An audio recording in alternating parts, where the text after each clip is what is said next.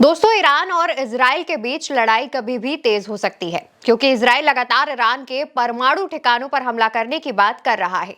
तो वहीं ईरान ने भी एक बार फिर इजराइल को ऐसा ना करने की चेतावनी दे दी है और कहा है कि इजराइल ने ईरान पर हमला किया तो ईरान भी रेड लाइन को नहीं मानेगा और इजराइल के हमले का जवाब देगा।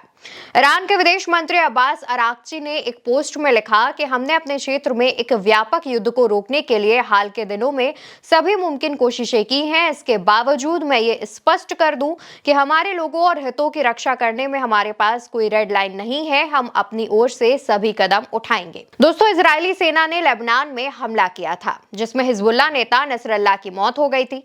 इस हमले के जवाब में ईरान ने इजराइल पर 180 से ज्यादा मिसाइलों से हमला किया था, जिसके बाद से ही इजराइल ईरान पर जोरदार पलटवार करने की धमकी लगातार दे रहा है। ईरान ने मिसाइल अटैक के बाद इजराइल को इसका जवाब देने से मना किया था, लेकिन इजराइल के रक्षा मंत्री और प्रधानमंत्री बेंजामिन नेतन्याहू ईरान के तेल भंडारों और परमाणु ठिकानों पर हमला करने की बात लगातार कह रहे हैं। लेकिन अमेरिका ने इजराइल को ऐसा करने से साफ मना किया है और कहा है कि अगर इजराइल ईरान के परमाणु ठिकानों पर हमला करता है तो उसमें अमेरिका उसकी मदद नहीं करेगा। दोस्तों, ऐसा इसलिए भी हो रहा है क्योंकि अमेरिका ये बात जानता है कि ईरान के तेल भंडारों पर हमला करने से कई देश संकट में आ जाएंगे, जिसको लेकर अमेरिका इजराइल से लगातार कह रहा है कि वो ऐसा ना करे। तो वहीं ईरान ने भी अमेरिका और खाड़ी देशों को चेतावनी दे दी है कि अगर किसी भी देश ने इजराइल को उस पर हमला करने में मदद की या अपने एयर स्पेस का इस्तेमाल करने दिया तो उसे खामियाजा भुगतना होगा। दोस्तों, ईरान ने सऊदी अरब को भी साफ कह दिया है कि अगर इजराइल को किसी भी तरह की मदद दी गई तो वो खाड़ी देश के तेल फैसिलिटी की सुरक्षा की गारंटी नहीं दे सकता, जिसके बाद से ही खाड़ी देशों को यह डर है कि ईरान समर्थित गुट उनके तेल ठिकानों पर भी हमला करके उन्हें तबाह कर सकते हैं। तो वहीं हिजबुल्लाह ने भी इजराइल के आईडीएफ ट्रेनिंग बेस पर ड्रोन्स से हमला कर दिया है। इजराइल के गुलानी मिलिट्री बेस पर यह हमला किया गया। आईडीएफ के मुताबिक इस हमले में करीब 4 सैनिकों की मौत हो गई है। तो वहीं हिजबुल्लाह ने इस हमले की जिम्मेदारी भी ली है और कहा है कि उन्होंने उन जगहों पर विस्फोट किया जहां पर इजरायली सैनिक मौजूद थे और वो लेबनान पर हमले की तैयारी के लिए योजना बना रहे थे।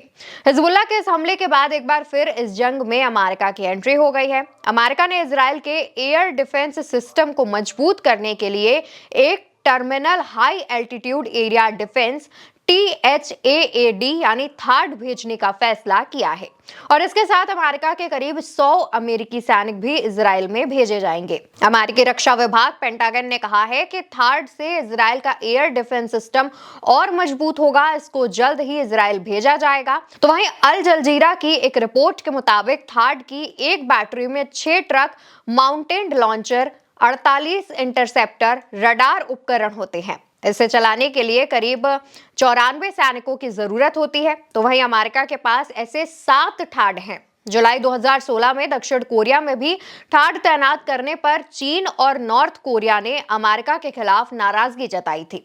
इसके अलावा टाइम्स ऑफ इजराइल के मुताबिक हिजबुल्लाह के 2 ड्रोन समुद्र से इजरायली हवाई क्षेत्र में घुसे थे। दोनों ही मिर्साद ड्रोन थे। इसे ईरान में अबाबील टी के नाम से जाना जाता है और इसका इस्तेमाल आत्मघाती हमले में किया जाता है। ये ड्रोन इतना खतरनाक है कि अपने साथ एक बार में करीब 40 किलोग्राम तक विस्फोटक ले जा सकता है।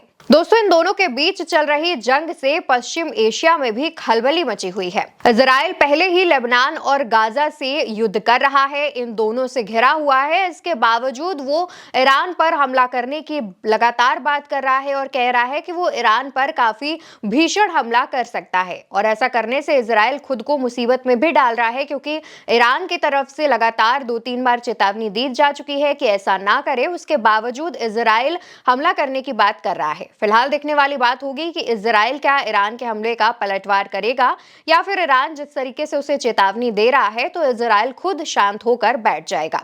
इस खबर पर आपकी क्या राय है, कमेंट बॉक्स में जरूर बताइएगा। आप ये वीडियो उल्टा चश्मा यूसी पर देख रहे हैं। मेरा नाम है अवंतिका अवस्थी। नमस्कार। बड़ी बड़ी बातें चुगली में कह जाती हैं। हाय दैया। सड़कों पर लड़ने वाली प्रज्ञा यहाँ नया रूप दिखलाती हैं। बीजेपी वाले वर्मा जी के दुल्हन बोली। अवध की बिटिया को है अपनी बोली, अपने देश की माटी पर अभिमान। अवधी भाषा वाली प्रज्ञा चाची की चुगली ने दुनिया में रचा कीर्तिमान। हम अपने उत्तर प्रदेश की माटी के महक देश विदेश तक पहुंचाते रहेंगे, ये हमारा वादा है। प्रज्ञा चाची की चुगली, देश का पहला राजनीतिक पंचोरा, यहाँ सबकी धुलाई होती है। सीजन 2 जल्द आ रहा है।